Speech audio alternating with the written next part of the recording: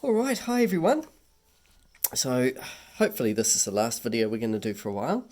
But we move on to another part of geometry which looks at some particular rules which always apply to geometry.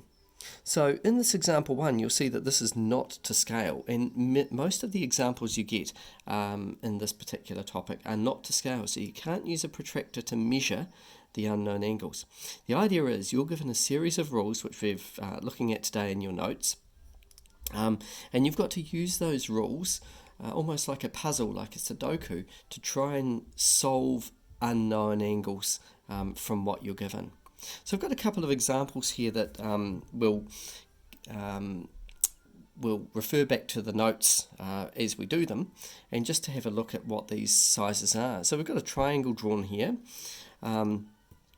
and I've got three unknown angles which I've called A, B and C, which I'm trying to find, and I can actually use some geometry rules to work them out. Now the first of the geometry rules we're going to have a look at here is to find angle A. Now you notice angle A and 140 all fall along a straight line. And it turns out no matter how many pieces you break a straight line into, the total distance around a straight line is equal to 180 degrees. And so I can deduce from that that A is equal to 40 degrees. Okay, so A is equal to 40 degrees, but what's really essential here is I provide a reason for it. And that reason is something that you'll find in your notes. So if we have a look up here, you'll see that here's the rule described. Here is the name of the rule, and this is the one that is required to be put beside your answer. In abbreviated form, angles on a line equal 180. So I'm going to put that into here. So the shortcut form, angles on line equal 180. Okay, and that's the official rule or equivalent wording. Okay, so now that I know that that's 40, I'm going to find angle B. Now I know this particular one. I know that around this point here, these two angles together must add up to an entire rotation, or 360 degrees.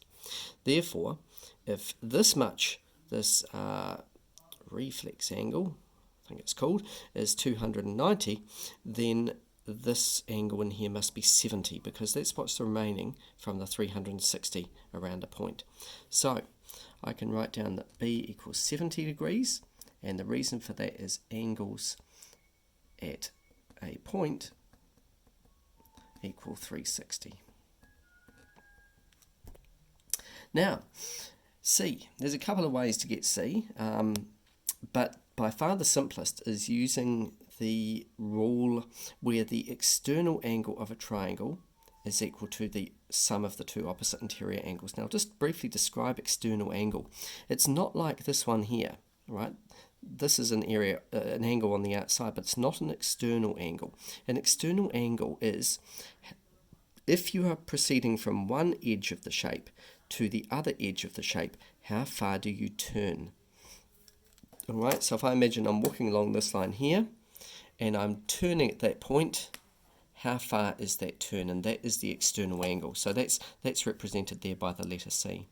So I know that A is 40, and I know that B is 70, therefore C is the addition of those. So that is 40 plus 70, 110 degrees.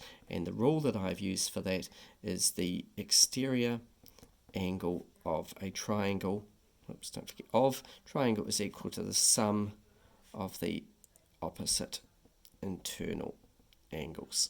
Okay, and actually, to be perfectly honest, that there is enough at NCEA.